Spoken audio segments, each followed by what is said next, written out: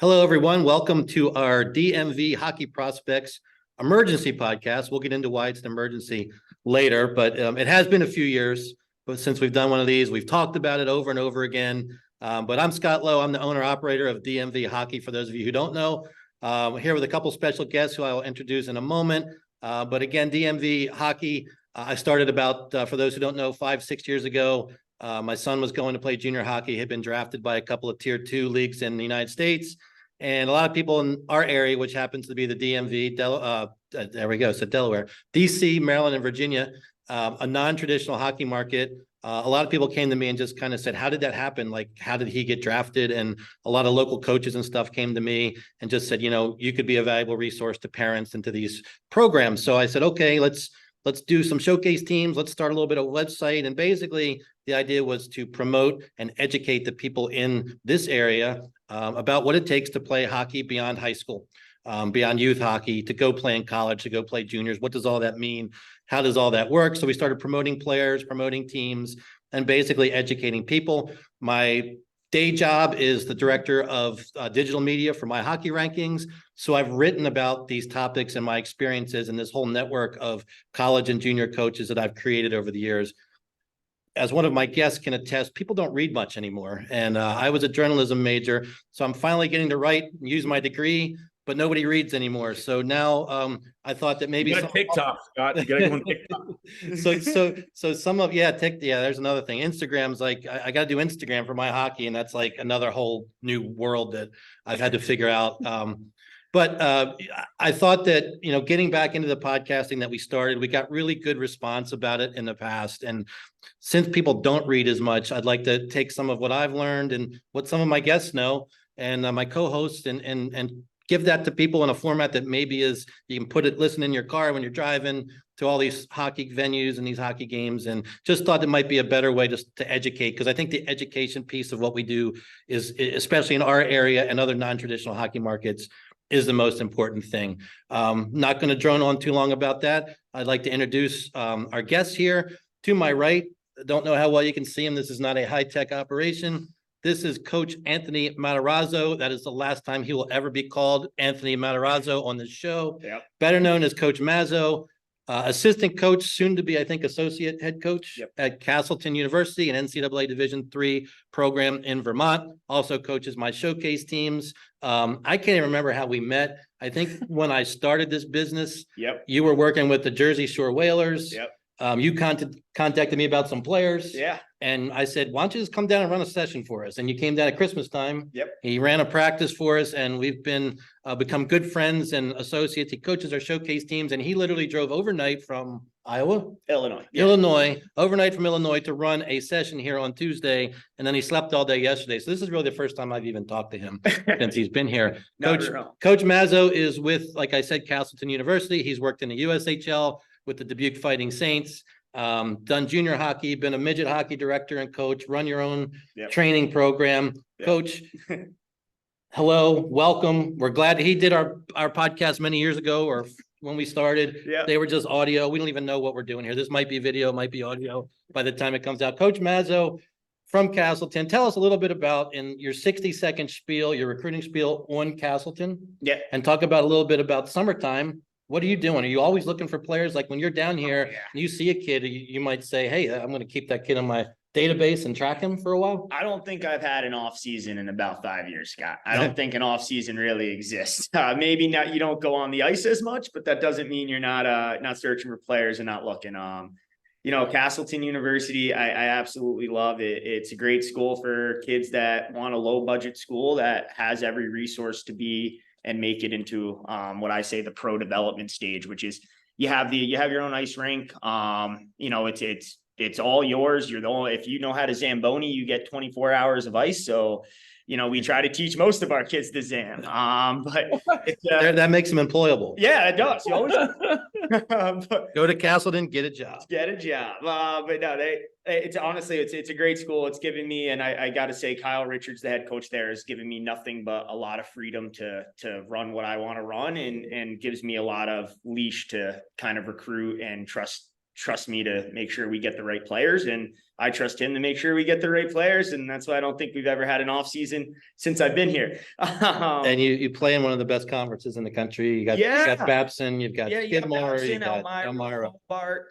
Skidmore, UMass, Boston, you can name it. Now Albertus and Salve are coming into our division, and it's good luck with Salve. Yeah, I know. It's gonna be even harder to make it out of the division, but at the end of the day, our division's pretty good. We've had a few kids go D1 out of the division from D3. We've also had a bunch of players actually end up in pro. We sent one of our kids to the English Elite League this year for Belfast. Nice. So that's the first I think we've ever gotten that high. An underrated and underappreciated league, by the way. Yeah, good money though. A lot of AHL and ECHL guys go there. Yes. We got really lucky. We had a British kid, so obviously he got a little bit easier way path in there, but it definitely, like I said, since we started here, we've had a kid play in Hockey-A-Ton. We've had a kid play in the the Elite League. We've had a kid in the top Polish league. So we're trying to get better every day.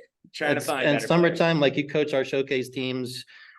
Miles, how many miles are you putting on? You're driving out to NAL showcases and NAL games in the Midwest and down in Texas and Louisiana. It's a great story. So I bought my dad's car off of him about 3 years ago with 120,000 miles. There's now 234,000 miles on that car. I got 190 on mine from driving to Boston half the year. Yeah, I wish I could figure that out. Maybe not drive as much, but you get to see middle America. I think one of my scouting trips, I went down to Albuquerque, New Mexico, and I got stuck down there for 2 hours before the game. So I ended up going to Roswell and checking out the UFO museum because I was like, well, whatever. When am I ever going to get the chance to do this? So. And this guy's laughing at you because he gets to stay home and watch his kid play in all games.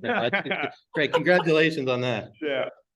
No, but so when you're doing the showcase and stuff, I know you always ask for player names and put them in your database and you actually track them. I know some people talk about coaches not responding and they don't know if they're watching. These coaches and scouts are everywhere. When you're playing in the Northeast, if you're from our area, coaches and scouts are there. And that's what I try to tell kids. If they see you and like you, they're going to talk. They're not going to see a kid they like and not some way, shape, or form get in touch with that kid, let them go play for another team or whatever. At some point, it may not be that day, it may not be that week, but eventually you're going to figure out that kid. I mean, how often do you see a kid that you're like, yeah, that kid's got a chance when you're just doing this kind of stuff? A lot, actually a lot. It's they have a chance. And then it's a lot of figuring out who they are as people.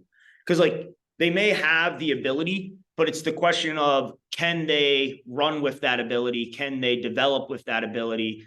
Are they coachable? Mm-hmm. Right. So once you get to learn the player and then you learn a little bit more about his support system around him, the coaches he used to have, his parents, then you kind of make these things like, oh, this kid is going to either accelerate on his development or maybe he'll stagnate and you can kind of pick and choose there. I think since I've been with you at the DMV hockey, I think I've seen at least 3 or 4 kids every year that are really young that I've just watched consistently over the years. And that's the beauty of this job. We at Castleton, oh man, we were looking for 14 players, not this recruiting season, but the next one. So we already started our recruiting process for that season a year ago.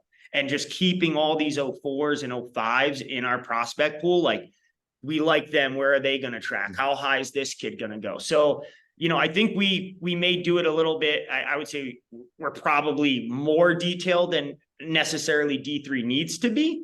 But we just do it because we have such a big pool we can recruit from that we just want to make sure we get the right players. Right. But I think with the growth of your program and the level and that difference, that attention to detail is noticeable. Yeah. And that's going to prepare you for whatever the next level might be. Yeah. I mean, when me and Kyle Richards took over the program, we were at 0 wins in conference, 0 wins at a conference. Right. And now we're up to 9 wins and we beat everybody in the conference minus Hobart and Babson last year. They're pretty good. So that's okay. Yeah, I'm all right. Thanks, Coach. Now our other guest, I'm really excited. We've talked about this many times about doing this, and he's probably busier than anybody I know. I think I'm pretty busy, but this guy, many of you know as a longtime beat writer for the Washington Capitals. You've had several stints, I believe, doing that. Had the good fortune of coaching, of covering the Washington then Redskins at one point, I believe. And more recently, you're with the Athletic and also have been on the TNT National hockey broadcasts over the last couple of years, which is really cool. Tell us a little bit about how that experience has been, and maybe the differences between being a local beat writer and having to talk to a national audience. Yeah, I mean, it's totally different. The biggest difference is when you cover a team and that's all you do, just that one team, you're narrowly focused on their roster, their coach, their GM, their prospects. And sometimes you tend to lose sight of the big picture to some degree. And when you break out and you start covering the rest of the league, you start hearing what other people say about the Capitals. What do they think about the prospects? What do they think about how their season is going? And so it kind of gives you a greater and deeper understanding of what you're doing. And you can bring that back to your coverage of the team, because now you know maybe what, off the record, the Dallas Stars think of the Washington Capitals. And you're not just listening to us angry Caps fans all the time. Exactly. And also, sometimes when you cover a team, you can kind of get in the bubble a little bit, right? You're only hearing perspectives from your team. There can be a tendency to kind of start sipping the Kool-Aid a little bit, but then you start listening to people outside and you go, okay, maybe it isn't as rosy as they're painting, or vice versa. Maybe sometimes you're looking at it and you're going, oh, that coach is terrible. What is he doing? And then you talk to someone else and they go, no, that's not because of that. That's because they have their number one D man on LTIR and 2 or 3 other key players out. And that's why they're doing this. So it just gives you a deeper understanding of what you're covering. And it gives, for me, as a person who's been a beat writer for 20 plus years, it's also just fun to, you cover a Caps game in DC on Saturday night. And the first thing Wednesday morning, I'm going to fly to Seattle to go cover, Seattle, Anaheim or whatever. And then you're flying right back to get right back to Capitals Rangers on Friday. So it's you're doing my dream job and what I went to school for, but yet here we are. You're doing it. It's fun. It's a lot of fun. It can be a little exhausting, but it's definitely fun. I had a chance many years ago. My former boss from my first job at Princeton University became the VP of communications for the Caps. I don't need to say who he was. It was a good friend, and the senior communications job that Nate Yule ended up taking, Nate was my intern, my student worker at Princeton with hockey. And Nate ended up taking the job. I couldn't afford to do it. Not that I was making so much money, but my kids were young and all the travel and being away 40 nights a year. But that was the job I want. That was the job I wanted. And it just killed me that the timing was off for that. And then of course, Ovechkin came and everything, they got good. And it was just, I saw Nate lifting the cup the other day. I was going to say he's Stanley Cup champion, Nate Yule now. Yeah. And Nate, when he worked for College Hockey Inc., I had him come speak to some of our kids at a showcase last year. So hopefully some of you guys watch and know who Nate was. Interesting what you said about the different perspective. My former life, I worked for Cal Ripken for 10 years. And I was dealing with a lot of content and instructional stuff. And Cal wanted to get all of the teachings of his dad out to all these kids around the world. So he started his academy. We started doing videos, instructional videos. He became partners with a youth league. And the idea was to really get the Ripken way out to all these kids. And upon doing that, I got the good fortune to meet with, I don't even know, should I say his name? He's a current NHL coach of the team we don't like very much. Let's just put it that way. But he was with another team back then. He was big with USA Hockey, and they wanted to get into coaching education via video online. They were kind of ahead of their time, and they wanted to partner with us on a product that they had, kind of a coaches, like an app where coaches could get game practice plans and stuff and bring them to practice. So I met with this coach, just told him, hockey's my hobby. I'm a big fan. This is a long time ago. And I talked about the Caps, and I'm like, man, they just never win. Like, they're good and they never win. And he goes, it's not because they're not good enough. So I always thought that outside perspective was, and this was before they won. The first dozen years of the Alex Ovechkin era, it wasn't that they weren't good enough. It's because there was a guy named Sidney Crosby in Pittsburgh that wouldn't let him get past, right?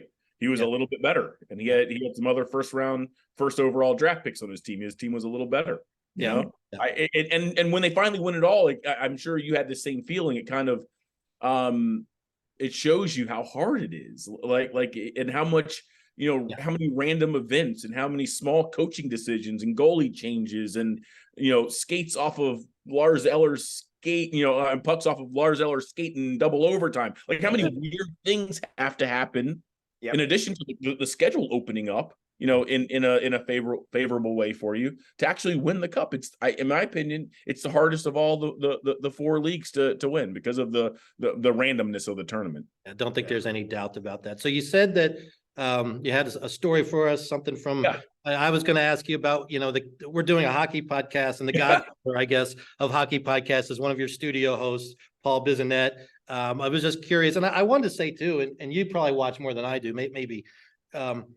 When ESPN got hockey back, I was really pumped up because I remember as a kid, I didn't have cable. I used to go to my grandparents to watch ESPN so I could watch some hockey because the Caps were on like 25 times a year at that point. And just being really excited because I felt like it's all right, hockey's big time again, like people care. I was disappointed in the product and having to search, go to ESPN Plus, all those things, figure out when the games were. And I was excited that TNT and TBS got involved. And I thought maybe the first year there were some bumps in the road a little bit and figuring it out. I thought this year you guys just flew past ESPN in terms of the quality of the coverage, the analysis. The studio show kind of moved more toward the NBA show where it was very entertaining, but also just tremendous, like Biz, he says all this controversial stuff, but that guy he says a lot of good, like really interesting things behind the scenes. And then the thing that capped it off for me was when Vegas won the cup. You guys kept the coverage on. You didn't go shoot away to another channel. You didn't talk over it. They brought Gretzky on, and Gretzky's like voiceovering what it feels like to lift the cup. I thought that was one of the greatest things I've ever seen. I thought it was tremendous this year. It was awesome. And you're right. I think from year one to year two, the folks at TNT did learn from some areas where they could clean up and tighten things up. And I also find Biz funny and engaging. But I'll tell you, who the star for me this year, and I love, I think Liam does a great job of steering the ship, and Ace chimes in with some good stuff. But I'll tell you, Henrik Lundqvist. Yeah, he's great. For a position that I played a little bit as a kid, but I still have no idea how it works. To listen to that guy talk about goaltending, it's like, oh, they cut a notch in their stick so they can change the angle of their blocker. Wow, I would have never. I've covered the league for 20 years. I have never looked at a goaltender stick before. So all these little things. I mean, he was amazing. And then I thought Gretzky. I thought in year one, I felt like he was getting his comfort zone, right? 100%. I think in the playoffs, he was compelling television. Like it was amazing stuff. Like his stories. Like I felt like a grandkid sitting at his granddad's knee. I felt like he went from saying what he thought. I felt like he went from saying what he thought people wanted him to say. Yes. To saying what he felt. Yes. It takes everyone in this business a little bit of time to kind of, find their voice and find, how far can I push the envelope before I start getting text messages from people I know about things that I'm saying. But you know what? When you're literally called the great one, you can pretty much say whatever you want. And I think even if it's ruffles and feathers, they go, it was Wayne. Maybe we should. Yeah, exactly. Exactly. So you had a story for us? Yeah. So, I mean, my role is sideline reporter. So I'm not in Atlanta, but once a year, typically to talk to the managers about how I can get better at my job. That said, in year one, for some reason, I got put on the schedule for the studio show. It was like, I forget the exact date. It was like December 28th. I was looking forward to it all year. I'm like, I'm going to be in studio with Liam. I'm going to be on the set with the boys. This is going to be great. And then I tested positive for COVID for the first time in my life. I was like, you got to be kidding me. You got to be kidding me. I've avoided this stupid thing for a year and a half. I finally get my opportunity. And I think, I want to say I was scheduled to be in on like the 28th of December. And I think I tested positive on like the 24th. I didn't feel great, but I wasn't sick. Right. That was my one opportunity. And I remember getting an email from saying, don't worry about it. We'll get you on later in the year or next year. We'll make it. I'm waiting. But now the show is all superstars. I'll just be back between the benches. We're going to tag TNT when we post this so that they know that they owe you one. Were you just going to be talking Caps? What were you going to be doing on the, I'm not really sure because it didn't really get to that point. It was just, you're on the schedule. And then I'm sure, in the days leading up, there would have been some more discussion with, probably Liam and some other people to, decide what we were going to be talking about. So a little disappointed, but I mean, that's what the world was going through at the time. And, other than that, I've just been very fortunate to have, to get that gig. It's so much fun. And the folks at TNT, in front of the camera, behind the camera, they're just amazing folks to deal with. They make my job really, really easy, especially for like a writer who's trying to, do TV. Like they for year one, they held my hand a lot, and year two, they just kind of what works, what doesn't work, we'll make you look good. Yeah, cool. I don't want to go too long with the intros, but I did want to ask the sideline reporter part is fascinating too. I'm trying to ask a question that is insightful, that's going to get an insightful response with all these different personalities. If a game's going bad for a coach, some coaches just are going to be surly no matter what. Some coaches are going to be engaging. I mean, I thought, talk about a guy, we're going to talk about him later, Bruce Cassidy, who's just matured and just like listening to him talk, but during the games, it was like, just what a likable guy and insightful. And even Paul Maurice, get a little frustrated with the whining and stuff, but the answers are tremendous. But when you're trying to ask, have you ever gotten to a situation where you're like, yeah, this guy's not going to want to answer this question, let me go with a different one? Yeah. So 100%. I mean, I changed my mind on the questions up until the second I walk on the bench, which is a little frazzling if you can imagine. But so the way I do it, guys, is in the morning, after the coach meets with the media, the beat writers and everything, the broadcasters get a separate meeting with the coach. I kind of feel them out there. I kind of get a feel for how do they feel that day? Are they, they're down 0-2? Is he really mad? Is he worried about his job? Is he under a lot of pressure? I kind of get a feel for his vibe there. I also say, by the way, 10 minutes into period 2, I'm going to be walking onto your bench to ask you 2 questions, just so you don't look over and go, hey, why is this guy walking on our bench? Which happens in college all the time. I did it for 15 years. And the coach is in the huddle screaming at his players. Yes. And he's like, yes. You're tapping him on the shoulder. What do you want? Yep. So, I mean, the good thing is once you get to that level of that part of the playoffs, these guys have all done this for a decade or more. So they know it's coming. But yeah, absolutely, man. I mean, I find the best answers are not ones that you script out before the game.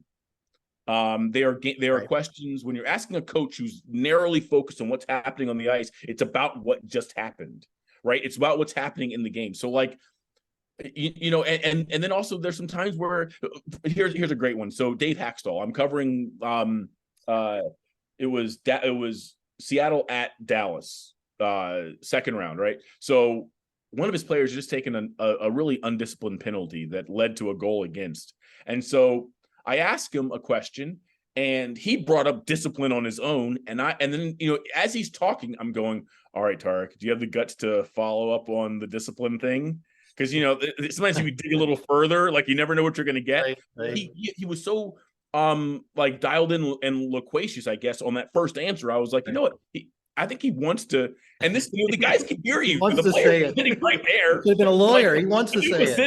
He was sitting right in front of me, and I followed up on the discipline question. He went in, and he gave me a good answer, and then I step off the bench and I go on about my business. But yeah, I mean, I try to keep it on the game, and I learned that from Darren Pang when I first started doing it last year.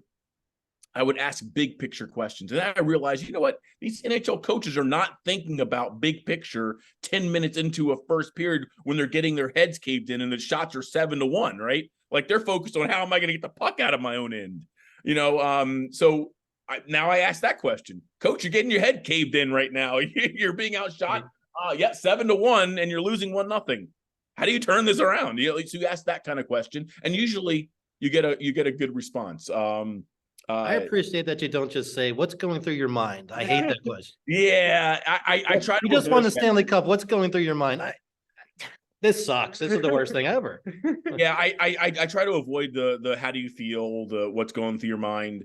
Although I'll tell you, there are some times when the moment calls for it, especially when you're interviewing, maybe let's say a player who English is not his first language, and you don't want to get too intricate on live TV because let's say he doesn't understand a word you said, or he didn't understand the colloquialism, or he gets a little confused. You don't want to have to go, oh, well, let me ask that a different way, because you only have 30 seconds anyway.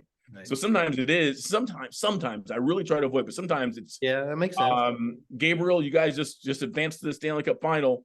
how does that feel? Like sometimes Sure, you just have to do that. And sometimes you luck out and they give you a good answer. Oh, that's cool.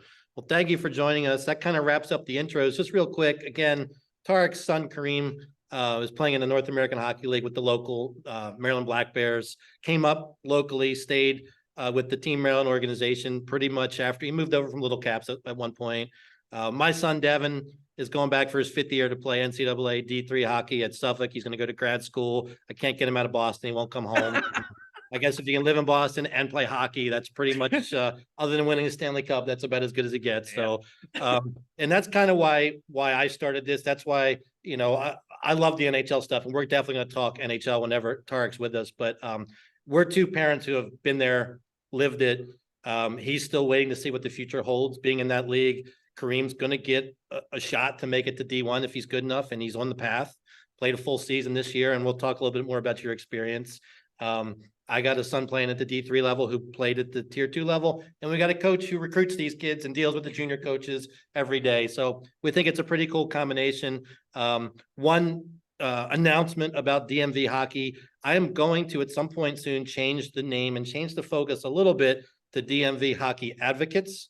DMV Hockey Prospects will still be our showcase teams and whatever, but although some parents ask me to be an advisor, I've never considered myself an advisor. I don't love that genre. I don't love the reputation that a lot of advisors have, but I'm here. If someone wants me to do everything I did for my son, I'm happy to do that. And some people really just go do it, right? But I want to advocate. I want to continue promoting the kids in our area and helping other non-traditional markets. The beauty of the internet is I've had kids from Iowa play for me. I've had kids from Texas play for me. I got a kid from Pittsburgh that got a D1 commitment. Another kid that is playing tier 2 juniors from Pittsburgh. We've had kids from Jersey, like North Carolina. Like, it's been cool to be able to help kids from other non-traditional markets. That's my passion. It's not easy for these kids in our area and those areas. So I want to be an advocate, not only to promote them, but when they hit roadblocks and they stumble and they deal with a bad organization or a bad coach, like I want to get that situation out in the open and help these kids, get past that and make the leagues and make people understand, not everybody in hockey is doing it for the right reasons. And there are bad situations. And I want to be able to help those kids as a group as well. So DMV Hockey Advocates coming soon. You can check out our website, always dmvprospects.com, and on Twitter, DMV Hockey. And we're going to wrap up the intros and go to our next segment, and we'll be right back.